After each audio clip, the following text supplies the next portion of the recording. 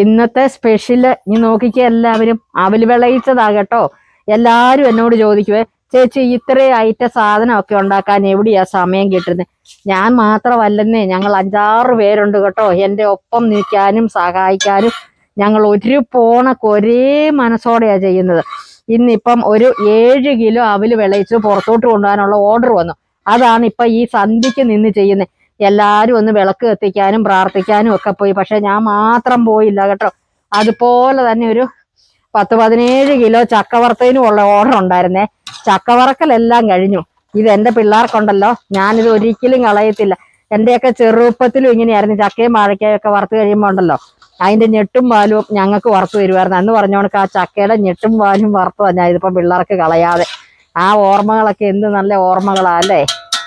അതും മൂത്തു, ഇതും ഇപ്പം വാങ്ങാറായിട്ടുണ്ട്. അതുപോലെ തന്നെ എല്ലാ ഐറ്റംസും റെഡിയാണ്.